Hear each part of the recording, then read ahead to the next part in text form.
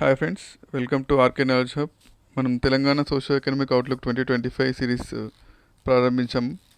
Chapter 1, 2 మనం complete చేసుకోవడం జరిగింది. ఇవాళ మనం most important chapter public finance, ప్రభుత్వ విత్తం మనం ఇవాళ చదవబోతున్నామండి. దాంట్లో మనకి స్టేట్ ఓన్ ట్యాక్స్ రెవెన్యూ, రాష్ట్ర సొంత ఆదాయం, జిఎస్డిపిలో వివిధ రంగాలు అంటే విద్య, ఆరోగ్యం ఎట్లుంది, బడ్జెట్కి సంబంధించి 2024-25 బడ్జెట్కి సంబంధించి కేటాయింపులు ఎట్లా ఉన్నాయి, వ్యయం ఎంత ఎంత ఎంత మేరకు అయింది అనే విషయాలు నెక్స్ట్ ఇయర్కి సంబంధించి బడ్జెట్కి సంబంధించి కూడా మనం చర్చిస్తాం. నెక్స్ట్ బడ్జెట్ మరియు ఆఫ్ బడ్జెట్ రుణాలు గురించి కూడా మనం చర్చిస్తామండి. Okay, let's get into the topic.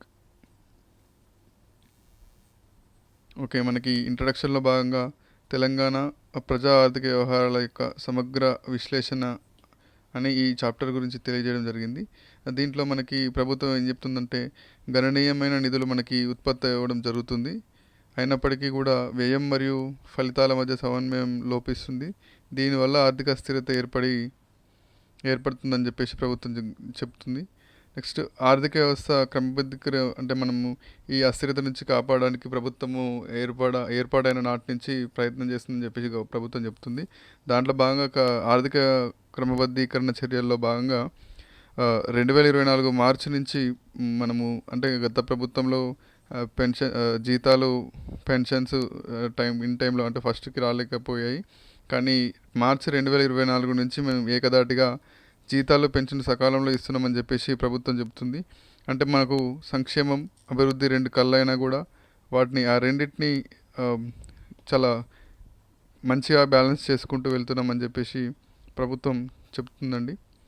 Next మనకి 2024-25 సంబంధించి బడ్జెట్కి సంబంధించి ప్రతిపాదిత వ్యయం అనేది 2.91 లక్షల కోట్లు అంటే 2.91 lakh crores ఉన్నది, 2,91,000 కోట్లు.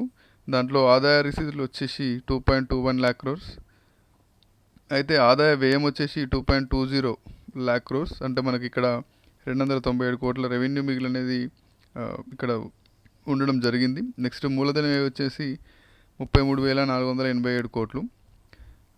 ఆర్థిక లోటు వచ్చేసి దగ్గర ఒక 50,000 crores వరకు ఉందండి, 49,255 crores. నెక్స్ట్ మనము లాస్ట్ ఇయర్ ఆదాయానికి సంబంధించి దాన్ని ఎలా ఉన్నాయో చూద్దాం ఒకసారి. ఆదాయ రిసీట్లు వచ్చేసి 2024 ఆర్థిక సంవత్సరానికి 1.69 లక్షల కోట్లు అయితే అది 2025కి 2.21 లక్షల కోట్లకు పెంచారు, చాలా భారీ మొత్తంలో పెంచారు. నెక్స్ట్ రాష్ట్ర సొంత పన్ను ఆదాయం 1,11,000 కోట్లు అయితే దాన్ని 1,38,000 కోట్లకు పెంచినారు ఈ సంవత్సరంకి. నాన్ ట్యాక్స్ అనేది 23,820 కోట్లు అయితే అది ఈ సంవత్సరానికి 35,208 కోట్లకు పెంచడం జరిగింది. అది గ్రాంటీ నీడ్స్ అనేవి దగ్గర ఒక 10,000 crores ఉంటే ఇంతకుముందు 9,730 crores ఉంటాయి, ప్రస్తుతం చాలా డబుల్ కంటే ఎక్కువ చాలా పెద్ద మొత్తంలో పెంచినారు, 21,636 crores పెంచినారు. అదేవిధంగా మనకు ప్రతి ఇయర్ వచ్చే సెంట్రల్ ట్యాక్స్లో కూడా గత ఇయర్ 23,742 crores అంచనా వేస్తే ఈ సంవత్సరం ఒక దగ్గర 3,000 కోట్ల వరకు పెంచి 26,216 కోట్లకు పెంచడం జరిగింది. ఇదే అండి 2024-25కి తెలంగాణ ఆదాయ రసీదుల కూర్పు. మనకి వచ్చిన మొత్తం ఆదాయ రసీదులలో 62.5%, 62.5% అనేది మన స్టేట్ ఓన్ ట్యాక్స్ రెవెన్యూ ఉంది, 62.5%. నెక్స్ట్ ప్లేస్లో నాన్ ట్యాక్స్ ఉంది, నాన్ ట్యాక్స్ రెవెన్యూ వచ్చేసి అది ఒక 16% వరకు ఉంది. నెక్స్ట్ సెంట్రల్ ట్యాక్స్ షేర్ కూడా 12% వరకు ఉందండి, అంటే 11.8% ప్రిసైజ్గా. నెక్స్ట్ గ్రాంటీ ఎయిడ్స్ కూడా 9.8 అంటే 10% వరకు ఉంది. ఇదండి మేజర్ అబ్స్ట్రక్ట్. నెక్స్ట్ మనకి సొంత పన్నుల ఆదాయాల్లో ఏముంటాయంటే అమ్మకపు పన్ను, స్టేట్ జిఎస్టీ ఉంటుంది, రాష్ట్ర ఎక్సైజ్ పన్ను ఉంటుంది, వాహనాలపై పన్ను ఉంటుంది, స్టాంప్ డ్యూటీ అండ్ రిజిస్ట్రేషన్స్ వంటి పన్నులు ఉంటాయి. మనకి ఈ అవుట్లుక్లో 2024-25కి సంబంధించి ఏప్రిల్ నుంచి ఈ డిసెంబర్ వరకు కూడా ఈ క్వార్టర్ అంటే ప్రతి క్వార్టర్లో కూడా కన్సిస్టెంట్గా మనకి ఆదాయ రిసిప్ట్లు అనేవి అదే స్టేట్ ఓన్ ట్యాక్స్ రెవెన్యూ అనేది 28,700 crores కొంచెం ఒక 100 కోట్లు అటు ఇటుగా ఇంత అమౌంట్ కన్సిస్టెంట్గా రావడం జరుగుతుందని చెప్పడం జరుగుతుంది. ఈ 9 మంత్స్లో మనకి 86,133 crores రెవెన్యూ అనేది స్టేట్ ఓన్ ట్యాక్స్ రెవెన్యూ ద్వారా రావడం జరిగింది. ఈ విషయంలో మనము తెలంగాణ అనేది స్టేట్ ఓన్ ట్యాక్స్ రెవెన్యూ రిసిప్ట్లో 88%తో నెంబర్ 1 పొజిషన్లో ఉంది. నెక్స్ట్ ప్లేస్లో కర్ణాటక మరియు హర్యానా 86%తో సెకండ్ పొజిషన్లో ఉన్నాయి. సెకండ్ అండ్ థర్డ్ పొజిషన్లో ఉన్నాయి. నెక్స్ట్ మనం వ్యయానికి సంబంధించి 2024-25కి సంబంధించి మనం ప్రతిపాదిత వ్యయం అనేది 2.91 lakh crores ఉంటే రెవెన్యూ వ్యయం అనేది 2.20 lakh crores, మూలధన వ్యయం అనేది 33,487 crores, అంటే రెండు కలిపి ఒక 2.53 lakh crores ఉంది.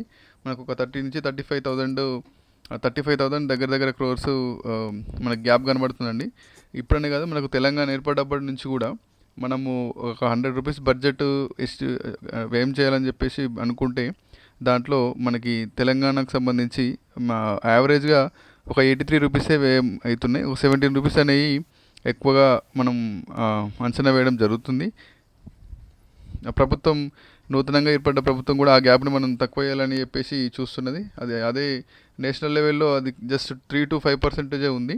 అంటే ఈ బడ్జెట్ ఒక రియలిస్టిక్ అంచనాలకి దగ్గరగా ఉంటుందండి. అంటే మనం బడ్జెట్కు ఎంత వ్యయం ఎంత అంచనా వేసి వ్యయం దాని దగ్గరగా అయితే మనకు రియలిస్టిక్గా మనం బడ్జెట్ ఎస్టిమేషన్స్ ఇస్తున్నట్టు లెక్క. నెక్స్ట్ మనకు 2024-25కి సంబంధించి 49,255 crores అనే ద్రవ్యలోటు ఉంది. అది బడ్జెట్ ఎస్టిమేషన్స్ అయితే ఇంకొక 120 crores ఎక్కువగా అయింది రివైజ్ ఎస్టిమేషన్స్లో. రుణాలు మరియు అప్పుకు సంబంధించి చూసుకుంటే మనకు లాస్ట్ ఇయర్ 66,000 crores మనము రుణాలు మరియు అప్పు చేస్తే దాంట్లో 57,000 crores బహిరంగ మార్కెట్ రుణాల ద్వారా మనం తీసుకురావడం జరిగింది. దాంట్లో 3,900 crores గవర్నమెంట్ ఆఫ్ ఇండియా ఇవ్వడం జరిగింది. ఒక 4,000 crores పబ్లిక్ ఖాతాలో నికర డిపాజిట్ లావాదేవీలు, అంటే మనకి పోస్టల్ అకౌంట్స్ ఎక్సెట్రా అలాంటివి. నెక్స్ట్ తెలంగాణ యొక్క తులనాత్మక ఆర్థిక చిత్రం, ఆ కాగ్ రిపోర్ట్ని మనం ఒకసారి గమనిద్దాం. అంటే మన కాగ్ రిపోర్ట్కి సంబంధించి 2022-23 డేటా ఉందండి. మనకి ఆదాయాలకు సంబంధించి మనకి జిఎస్డిపి నిష్పత్తికి రెవెన్యూ రసీదులకి రిసిప్ట్కి మధ్యలో మనం జిఎస్డిపి వ్యయాన్ని ఒకసారి గమనిద్దాం. ఈ వ్యయంలో మన తెలంగాణ వచ్చేసి 12.1% ఉంది. జిఎస్డిపికి రెవెన్యూ రిసిప్ట్కి రేషియో. ఫస్ట్ ప్లేస్లో మనకి 23.1% ఆశ్చర్యకరంగా బీహార్ ఉందండి. మనం వెనుకబడ్డ రాష్ట్రాలుగా పిలువబడుతున్న బీహార్, ఛత్తీస్గఢ్, ఒడిశా ఇక్కడ ముందంజలో ఉండడం ఆహ్వానించదగ్గ పరిణామం. అంటే దీనికి ముఖ్యంగా బీహార్ మరియు ఛత్తీస్గఢ్కి కేంద్ర ప్రభుత్వం నుంచి భారీగా నిధులు అందుతుండడం ముఖ్య కారణంగా మనం చెప్పుకోవచ్చు.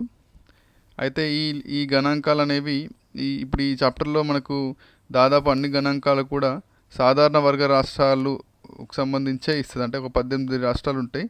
ఆ 18 రాష్ట్రాలు అంటే మనకు 8 north east states, 2 Himalayan states, మనకు హిమాచల్ ప్రదేశ్, ఉత్తరాఖండ్. ఈ రెండు అంటే మనకున్న 28 స్టేట్స్లో ఈ 10 స్టేట్స్ తీసేస్తే 18 స్టేట్స్ని మనం సాధారణ వర్గ రాష్ట్రాలుగా మనం వ్యవహరిస్తామండి. ఈ 18 రాష్ట్రాల్లో మనకి ఈ గణాంకాలు ఉన్నాయి.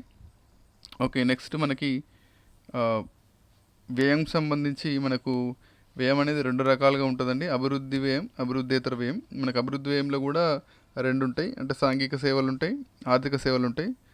సాంఘిక సేవలు అంటే అది విద్య కావచ్చు, ఆరోగ్యం, సంక్షేమం, గృహ నిర్మాణం, ఇలాంటివన్నీ మనకు సాంఘిక సేవల కిందకి వస్తాయి. ఆర్థిక సేవలు అంటే వ్యవసాయం, అటవీ, పరిశ్రమలు, రవాణా, ఇలాంటివి ఆర్థిక సేవల కిందకి వస్తాయి. నెక్స్ట్ మనకు ఈ అభివృద్ధేతర వ్యయం కిందకి తీసుకుంటే ఆర్థిక సేవలు, పరిపాలనా సేవలు, డిఫెన్స్. అంటే అభివృద్ధేతర అంటే మనకు ఇవి ఖచ్చితంగా ఖర్చు పెట్టాల్సిందే, కానీ దీని నుంచి మనం ఎలాంటి రిటర్న్గా మనం ఎలాంటిది ఎక్స్పెక్ట్ చేయలేము. ఇక్కడ ఆర్థిక వ్యయాలంటే వ్యవసాయం నుంచి కానీ, అటవీ నుంచి కానీ, పరిశ్రమల రవాణా, వీటి నుంచి మనం ఖచ్చితంగా రెవెన్యూ జనరేట్ అవుతుంది. దీని మీద ₹1 పెడితే ₹1 మనకు జనరేట్ అవుతుంది. కానీ అభివృద్ధి వ్యయంలో అలా ఉండదు. ఈ అభివృద్ధి వ్యయానికి సంబంధించి ప్రొడక్టివిటీ పెంచడంలో ఇది ఉపయోగపడుతుంది. నెక్స్ట్ లివింగ్ స్టాండర్డ్స్, ప్రజల యొక్క జీవన ప్రమాణాలు పెంచడంలో కూడా ఇది ఉపయోగపడుతుంది. అదేవిధంగా ఇది అభివృద్ధితర వ్యయానికి సంబంధించి ఇది స్థిరత్వాన్ని, ఎకానమీకి సంబంధించి స్టెబిలిటీని తేయడానికి ఇది ఉపయోగపడుతుంది. నెక్స్ట్ సేఫ్టీ కొరకు కూడా, దేశ యొక్క రక్షణ గురించి కూడా ఇది మనకు అంటే డిఫెన్స్ సెక్టర్కి కూడా పెడతాం కదా లా అండ్ ఆర్డర్, అలా ఉపయోగపడుతుంది. నెక్స్ట్ ప్రభుత్వము రోజువారీ నిర్వహణ సాఫీగా సాగడానికి కూడా ఈ అభివృద్ధి వ్యయం అనేది తోడ్పడుతుందండి. ఈ అభివృద్ధి వ్యయం అనేది దీర్ఘకాలిక ఎకానమీకి తోడ్పడితే అభివృద్ధేతర వ్యయం అనేది స్వల్పకాలికంగా ఎకానమీకి తోడ్పడుతుందండి. నెక్స్ట్ మనము సాధారణ వర్గ రాష్ట్రాల్లో అభివృద్ధి వ్యయం ఎలా ఉందనేది కీలకంగా సూచీలను మనం ఒకసారి పోలిద్దాం. అభివృద్ధి వ్యయం జిఎస్డిపి రేషియో అంటే మనం జిఎస్డిపి ఒక 100 రూపాయలు ఉంటే దాంట్లో మనం అభివృద్ధేతర వ్యయాన్ని ఎంత ఖర్చు పెడుతున్నాం అనే ఒక లెక్క. అది తెలంగాణకు సంబంధించి 10.8% ఉంది. ఇక్కడ కూడా బీహార్ అనేది ఫస్ట్ పొజిషన్లో ఉంది 21.2%. ఛత్తీస్గఢ్ అనేది 15.9%తో సెకండ్ పొజిషన్లో ఉంది. ఒడిశా అనేది థర్డ్ పొజిషన్లో ఉందండి. మనకు తెలంగాణ వచ్చేసి 10.9%. ఫస్ట్ వచ్చేసి మనకు బీహార్ ఉంది 21.2%. ఛత్తీస్గఢ్ ఉంది, చాలా తేడా ఉంది ఛత్తీస్గఢ్కి మనకి బీహార్కి 15.9%. ఒడిశా ఛత్తీస్గఢ్ దగ్గరగా ఉంది 15.2%. మనకు లీస్ట్లా ముందు గుజరాత్ మోడల్గా చెప్పుకుంటున్నాం. గుజరాత్ అనేది 7%తో చాలా లీస్ట్గా ఉందండి. అంటే మనకు జిఎస్డిపికి అభివృద్ధి వ్యయానికి సంబంధించి అంటే ఇది అభివృద్ధి వ్యయం అనేది అక్కడ ఎక్కువ అవుతుందని మనం గమనించవచ్చు. నెక్స్ట్ సామాజిక సేవలకు సంబంధించి ఎక్స్పెండిచర్ మనం గమనిస్తే తెలంగాణ సోషల్ సెక్టార్ తెలంగాణ వచ్చేసి 5.7% ఉందండి అభివృద్ధి మనకి సామాజిక వ్యయం అనేది సామాజిక అంశాలపై వ్యయం, సామాజిక సేవలపై వ్యయం. నెక్స్ట్ బీహార్ వచ్చేసి 15.5% ఉంది. ఛత్తీస్గఢ్ వచ్చేసి 10.3% ఉంది. మనకు లాస్ట్ వచ్చేసి ఇక్కడ కూడా గుజరాత్ ఉందండి 4.4% మాత్రమే ఇక్కడ ఖర్చు పెడుతుంది సోషల్ సర్వీసెస్ సెక్టార్పై. నెక్స్ట్ మనకి మూలధన వ్యయం టు జిఎస్డిపి రేషియో కూడా మనం ఒకసారి గమనిద్దాం. మూలధన వ్యయం టు జిఎస్డిపి రేషియో అంటే ఇది చాలా ఇంపార్టెంట్ అంటే ఇక్కడే మనం ఇన్ఫ్రాస్ట్రక్చర్ పైన కీలకమైన ఇన్ఫ్రాస్ట్రక్చర్ల పైన వ్యయం అనేది దీని నుంచే చేపడతాం. ఇదే మన ఆర్థిక వ్యవస్థ ముందంజ వేయడానికి చాలా కీలకం ఇది. దీనికి సంబంధించి కూడా తెలంగాణ పర్ఫార్మెన్స్ చాలా లో ఉందండి. ఇక్కడ కేవలం 1.4% మాత్రమే జిఎస్డిపిలో మనము మూలధన వ్యయం చేయడం జరుగుతుంది.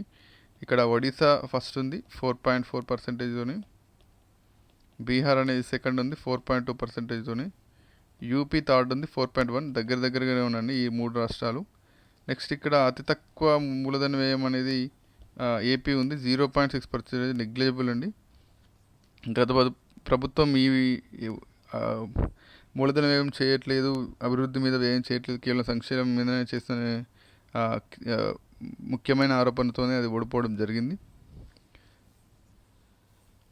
నెక్స్ట్ మనకి జిఎస్డిపికి సంబంధించి విద్య మరియు ఆరోగ్యంపై ఎట్లా ఉంది ఎక్స్పెండిచర్ సాధారణ వర్గ రాష్ట్రాలు అనేది మనం గమనిద్దాం. అన్నీ కూడా 2022-23 సంవత్సరానికి సంబంధించి అండి. నెక్స్ట్ మనకి ఆరోగ్యం విద్యపై వ్యయాల్లో కూడా చాలా దిగనాసిగా ఉంది తెలంగాణ పర్ఫార్మెన్స్. మనం గత దశాబ్ద కాలంగా ఆర్థికంగా మౌలిక సదుపాయాల పరంగా ఎన్నో అంశాల్లో దేశంలో టాప్ 3లో నిలుస్తున్నాం అన్ని అంశాల్లో. కానీ అతి కీలకమైన విద్య ఆరోగ్యంలో చాలా దిగనాసిగా ఉండడం మనకు చాలా శోచనీయమండి. ఇక్కడ మనకి తెలంగాణ అనేది లాస్ట్ నుంచి సెకండ్ పొజిషన్లో ఉంది విద్యాపరంగా. మనకి తెలంగాణ వచ్చేసి విద్యాపరంగా కేవలం 8.7% అనేది వ్యయం చేస్తుంది. అంటే మొత్తం వ్యయంలో ఈ సంవత్సరం బడ్జెట్లో మొత్తం వ్యయంలో విద్యపై వ్యయం. మనకు ఫస్ట్ అంటే బీహార్. ఇక్కడ కూడా అంటే చాలా అక్షరాస్యత పరంగా చాలా వెనుకబడ్డ రాష్ట్రమైన బీహార్ ఇక్కడ ఫస్ట్ పొజిషన్లో ఉంది. సెకండ్ రాజస్థాన్, ఇది కూడా అక్షరాస్యత పరంగా వెనుకబడ్డ రాష్ట్రమే. ఛత్తీస్గఢ్ అంటే ఇవి వాటి తప్పులను గమనించి ఆ విద్యలో ముందంజలో ఉండాలని చెప్పేసి చాలా దృష్టి సాధించినట్టు మనకు కనబడుతుంది. నెక్స్ట్ మనకు లీస్ట్లో ఉన్న స్టేట్ వచ్చేసి మనకంటే లీస్ట్లో ఉంది పంజాబ్ ఉందండి 8.2% మాత్రమే చేస్తుంది. సెకండ్ మనం తెలంగాణ ఉంది 8.7%. థర్డ్ కర్ణాటక ఉంది 11.3%.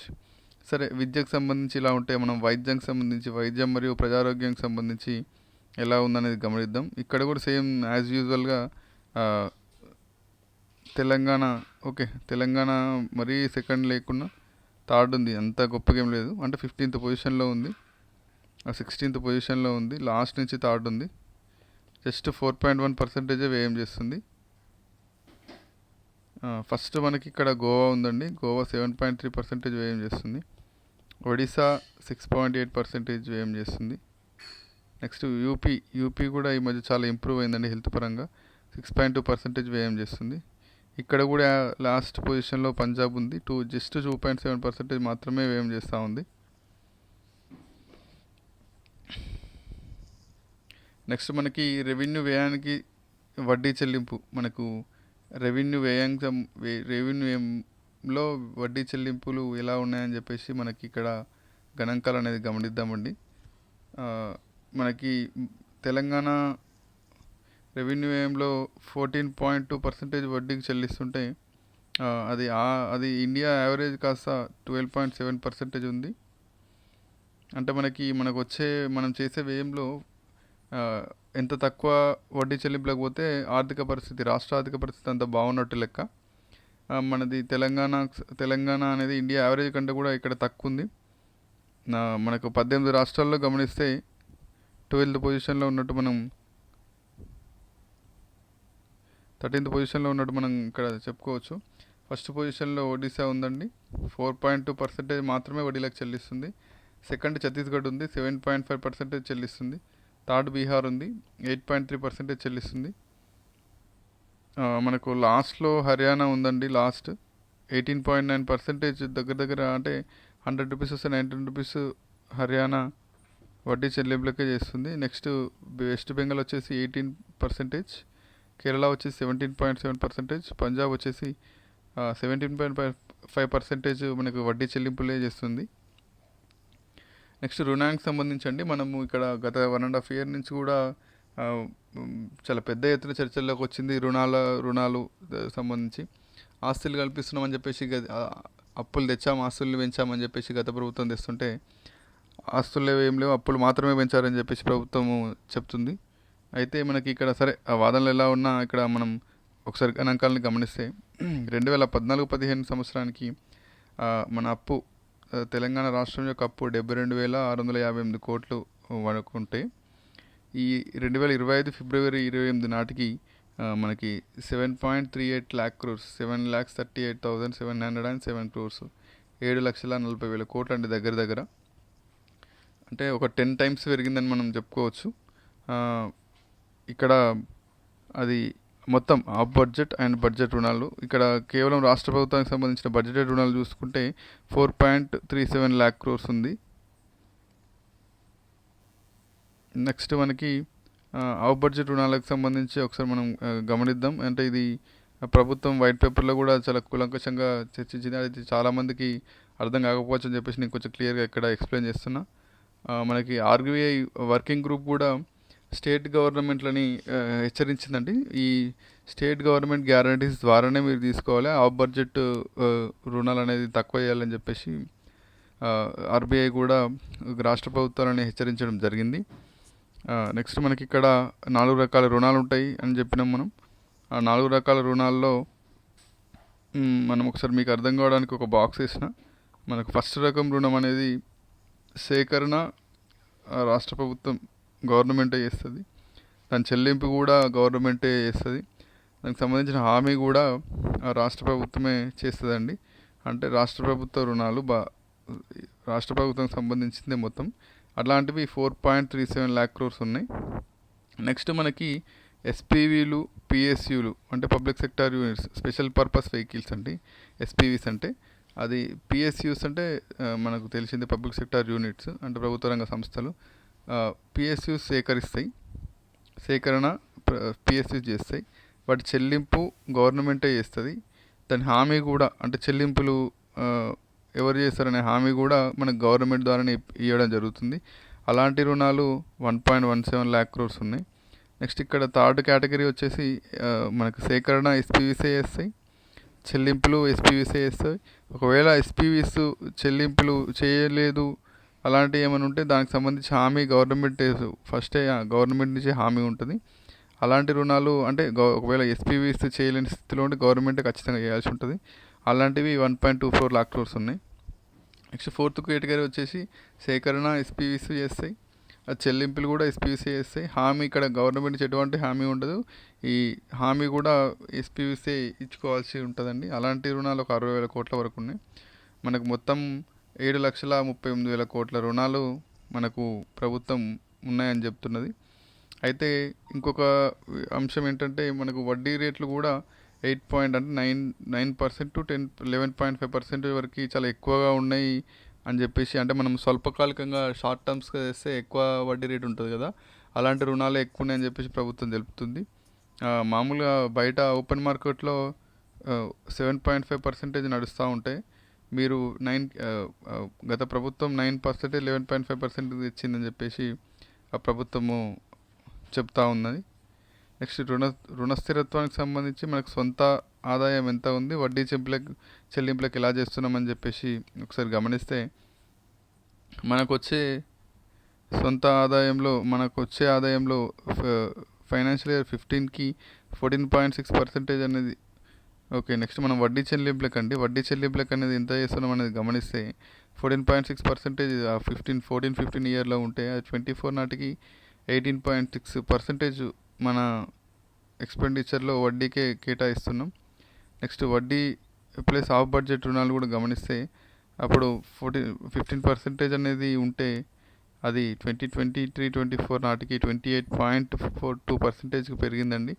అంటే మనకి ఎఫ్ఆర్బిఎం చట్టం కూడా 25% లిమిటే ఇస్తుంది, అంతకంటే ఎక్కువ మనకి ఉంది పర్సంటేజ్ అంటే ఆ రాష్ట్రం యొక్క ఆర్థిక పరిస్థితి బాగాలేనట్టే లెక్క.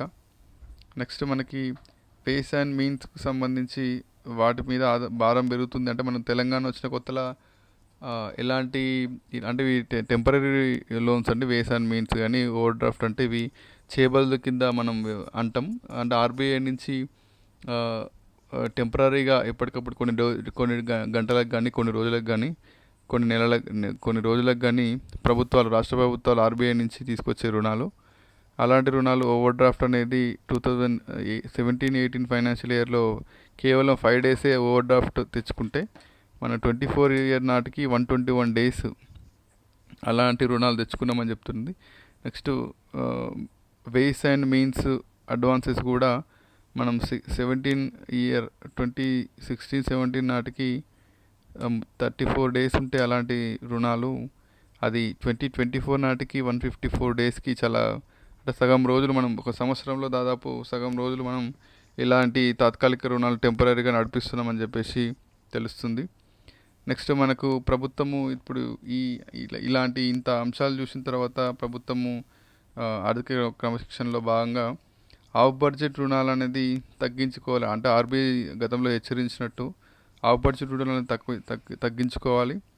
నెక్స్ట్ మనము స్వల్పకాలిక రుణాలు, మధ్యకాలిక రుణాలు అనే వాటిని కూడా తక్కువ చేసుకోవాలి. ఎందుకంటే వాటికి వడ్డీ రేట్ ఎక్కువ ఉంటుంది కాబట్టి, ఇంకొకటి కట్టాల్సిన టర్మ్ పీరియడ్ కూడా చాలా దగ్గరగా ఉంటుంది. దానివల్ల రాష్ట్ర ఆర్థిక వ్యవస్థ మీద ఒత్తిడి పెరుగుతుంది కాబట్టి అలాంటి రుణాలు తగ్గించాలి. నెక్స్ట్ దీర్ఘకాలిక రుణాలు పెంచాలి. దీనివల్ల ఏమవుతుందంటే మనకి దీర్ఘకాలిక రుణాల వల్ల టైం ఉంటుంది, దాంతోపాటు చాలా తక్కువ వడ్డీ రేటు కూడా మనకి లభిస్తుందండి రుణం. ప్రభుత్వం వడ్డీ తగ్గించాలి, వ్యవధి కూడా పెంచాలి. నెక్స్ట్ ఆదాయ వనరుల విస్తరణలో భాగంగా కొత్త ఆదాయ మార్గాలు అనేది సృష్టించాలి. మన పబ్లిక్ సెక్టర్ యూనిట్స్ అనేది బలోపేతం చేయాలి. ఆదాయ లీకేజీలు ఉండి వాటిని తగ్గించాలి. పన్నేతర ఆదాయాల్ని విస్తరించాలి.